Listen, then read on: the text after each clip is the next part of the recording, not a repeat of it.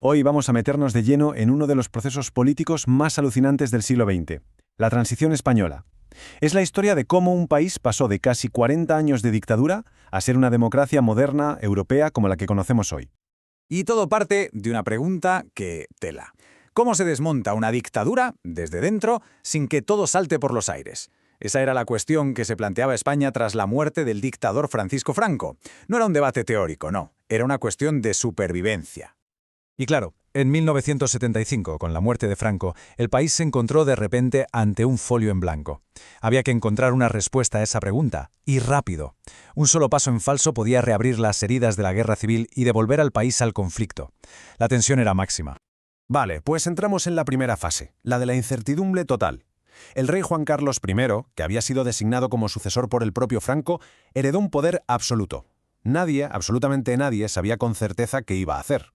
Los primeros meses fueron de una ambigüedad total. Por un lado, el rey juraba las leyes franquistas. Por otro, su primer discurso ya dejaba caer alguna intención de cambio. El verdadero punto de inflexión, la jugada clave, llegó en julio del 76, cuando nombra a Adolfo Suárez. Un hombre que venía del propio régimen, sí, pero con ideas de apertura. Aquello fue la primera gran señal. En ese momento el país estaba literalmente partido en dos. Por un lado tenías a los inmovilistas, el famoso búnker, gente del régimen que se aferraba al poder con uñas y dientes. Y por otro, a la oposición democrática, que llevaba décadas en la clandestinidad y que lo que quería era una ruptura total, o sea, borrar por completo el sistema franquista y empezar de cero.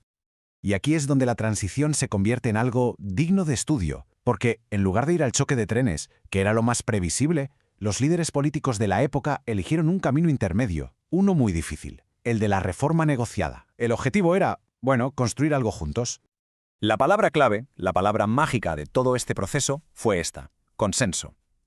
¿Qué significa? Pues básicamente un acuerdo de la mayoría. Implicaba que todo el mundo tenía que ceder en algo. Y lo más importante, suponía tomar la decisión muy consciente de mirar hacia adelante, en lugar de quedarse atascado en las facturas y las heridas del pasado. La estrategia de Adolfo Suárez fue, sencillamente, magistral. Fue como usar las propias leyes de la dictadura para dinamitarla desde dentro. El paso de gigante fue la Ley para la Reforma Política, que básicamente supuso que las Cortes franquistas votaran su propia disolución. Una vez hecho eso, se legalizaron los partidos, incluido el comunista, una decisión valientísima, y se convocaron las primeras elecciones libres en más de 40 años. Y por fin, la gente habló en las urnas. Las elecciones del 77 le dieron la victoria al partido de centro de Suárez, la UCD. Esto le daba legitimidad para seguir pilotando el cambio. Y ojo, porque el PSOE, con un Felipe González jovencísimo, se consolidó como la gran fuerza de la oposición. El nuevo mapa político de España estaba dibujado. Pero claro, en medio de todo este lío político, la economía estaba hecha un desastre. Una inflación por las nubes, un paro que no paraba de crecer. La respuesta fue otro ejemplo increíble de consenso: los pactos de la Moncloa de 1977. Todos, partidos, sindicatos y empresarios, se sentaron y acordaron unas medidas económicas durísimas. Una demostración de altura de miras que hoy parece casi ciencia ficción. Y el momentazo, la culminación de todo este esfuerzo llegó en 1978, la nueva Constitución, redactada por representantes de todas las ideologías, desde la derecha hasta los comunistas. Se sometió a referéndum y fijaos en el dato: un apoyo abrumador. Esa era la piedra angular de la nueva democracia. España pasaba a ser, oficialmente, una monarquía parlamentaria. Pero no cantemos victoria todavía. El camino no había terminado ni mucho menos. La recién nacida democracia estaba a punto de enfrentarse a su etapa más oscura, amenazas que podían haberlo tirado todo por la borda. La situación era delicadísima, de verdad. El terrorismo de ETA, pero también del Grapo y de la ultraderecha, estaba desatado, sembrando el pánico. La crisis económica seguía pegando fuerte. Y lo más peligroso de todo, dentro del ejército, en ciertos sectores, había un run-run, un descontento que cada vez sonaba más fuerte. El famoso ruido de sables. Y al final la amenaza se hizo real. Esta fecha se quedó grabada a fuego en la memoria de todo un país. El 23 de febrero de 1981, el día de la prueba de fuego definitiva, el día en que un grupo de militares intentó parar el reloj de la historia con un golpe de Estado. Con el Congreso secuestrado, España entera contuvo la respiración durante horas. Esa noche, la figura del rey fue absolutamente decisiva. Salió en televisión, vestido de capitán general de los ejércitos, y su mensaje fue inequívoco. Una orden directa a las Fuerzas Armadas para que defendieran la Constitución. Con esas palabras desactivó el golpe por completo. El fracaso del golpe del 23F tuvo un efecto paradójico. En lugar de debilitar la democracia, la hizo más fuerte que nunca. Demostró que el sistema era resiliente, que tenía raíces, y reforzó su legitimidad delante de todo el mundo.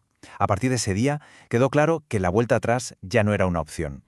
Bien, superada la prueba de fuego, ahora sí entramos en la fase de consolidación.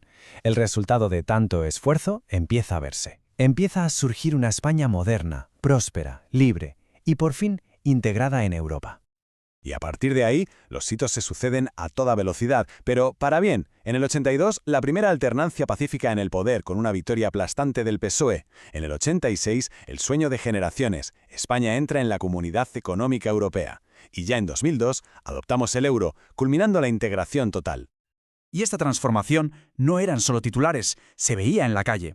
Se construyeron miles de kilómetros de autovías, llegó el AVE, pero lo más importante de todo, se construyó un verdadero estado del bienestar, con una sanidad y una educación públicas que llegaban por primera vez a todo el mundo. Y los cambios sociales, fueron igual de brutales o más. El ejército se modernizó, la sociedad abrazó un montón de nuevos derechos y libertades personales, se avanzó muchísimo en igualdad para las mujeres y la prueba definitiva del cambio es que España pasó de ser un país de emigrantes a ser un país que recibía inmigrantes. Una vuelta de tortilla espectacular. Y así llegamos a nuestros días, porque la democracia, claro, no es una meta a la que se llega y ya está, es un proyecto que está vivo y que cada día se enfrenta a nuevos desafíos. El panorama político que conocíamos, ese dominado por dos grandes partidos, PP y PSOE, saltó por los aires a partir de 2015. Aparecieron nuevas fuerzas como Podemos y Ciudadanos que fragmentaron el voto y pusieron fin a casi 40 años de lo que se llamó bipartidismo. Y es que una democracia madura pues se enfrenta a problemas mucho más complejos. La crisis financiera de 2008 y sus secuelas sociales, que provocaron el movimiento 15M. La aparición de un montón de escándalos de corrupción que dañaron mucho la confianza en la política. Y por supuesto, el intenso debate territorial en Cataluña, que sigue marcando la agenda hoy en día. No hay ninguna duda de que la transición fue un éxito colectivo. Un modelo de cómo se puede pasar de una dictadura a una democracia, a base de diálogo y de cesiones. La pregunta que queda abierta, la que definirá el futuro, es, con esa base tan sólida que se construyó, ¿cuál es el siguiente capítulo que le toca escribir a la democracia española?